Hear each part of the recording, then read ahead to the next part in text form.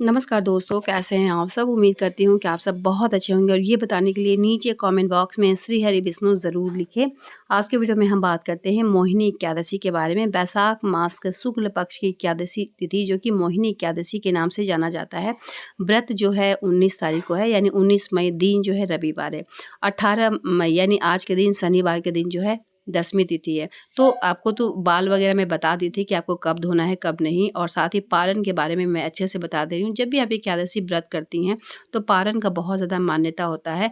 पारण जब शुभ मुहूर्त में ही करना चाहिए। अगर शुभ मुहूर्त में पारण नहीं करती हैं तो एकादशी का फल जो है आपको पूर्ण रूप से नहीं मिलेगा। ठीक है। तो एकादशी तिथि का जो पारण का समय है 20 मई दिन जो है सोमवार 5 बज के यानी सुबह के 5:28 से लेकर 8:12 का जो समय है पारण का समय है। हरिवासर में पारण नहीं किया जाता है। तो हरिवासर जो है 19 तारीख को ही ख़त्म हो जाएगा, क्योंकि 19 तारीख के दिन जो है एकादशी है और 1:50 तक ही एकादशी तिथि रहेगा। तो इस बीच जो कहा जाता है कि एकादशी तिथि समाप्त होने के 6 घंटे तक हरिवासर रहता है और हरिवासर में जो है पारण नहीं किया जाता है। तो 18 मई दिन जो है शनिवार, यानी आज शनिवार है और 11:22 से एकादशी तिथि जो है वो शुरू हो रहा और 19 तारीख को 1:50 का जो समय है, इस समय तक आपका जो मोहिनी एकादशी का समय रहेगा।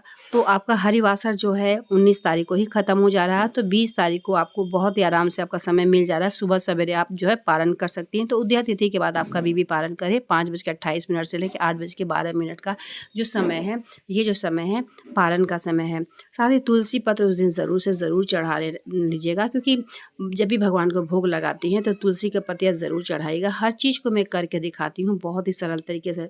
साथ ही यहाँ एक और बात बता दे रही हूँ कि जो एकादशी तिथि से लेके आपका पूर्णिमा तक ये जो 5 दिनों का समय होता है, इस दौरान आपको विष्णु भगवान का पूजा करना बहुत ज़्यादा ज़रूरी है, क्योंकि ये जो 5 दिन का समय होता है वैशाख मास का ये आखिरी समय होता है। अगर वैशाख मास में आपने कोई पूजा पाठ नहीं किया, दान नहीं किया, तो ऐसे में ये आखिरी समय है वैशाख मास का, जो कि बहुत ही सर्वश्रेष्ठ समय है। ज़रूर से ज़रूर इसका लाभ उठाएँ।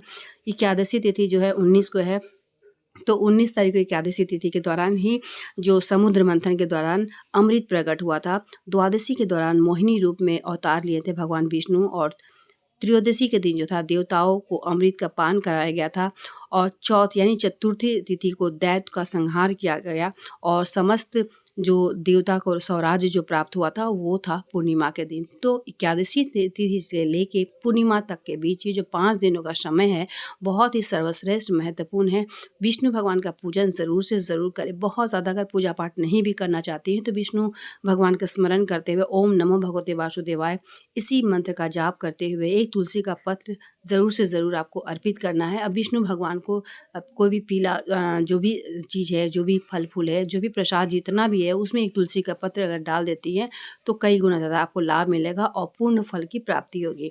तो पारण का समय हमेशा याद रखें कि जब भी आप कोई भी एकादशी का पारण करती हैं तो उसमें पारण का जो समय है उसी समय पे आपको पारण करना होता है। लेकिन हरिवासर को ध्यान भी रखना होता है कि हरिवासर के दौरान पारण नहीं किया जाता है।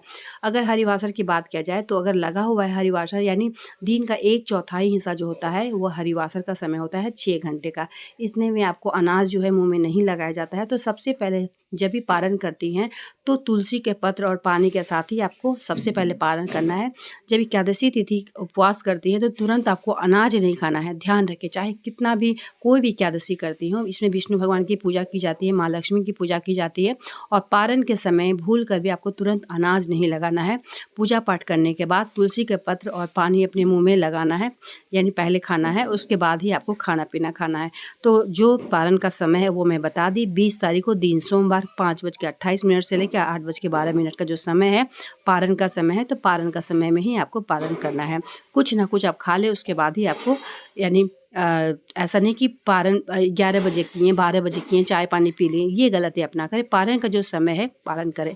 और यहाँ इम्पॉर्टेंट बात बता दे रही हूँ कि पारण के समय जब आप खाना खाती हैं तो ये याद रखें कि सरसों तेल में आपको नहीं खाना। साथ ही बैंगन हुआ, मूली हुआ, मसूर दाल हुआ, ये सब बिल्कुल भी नहीं खाना चाहिए।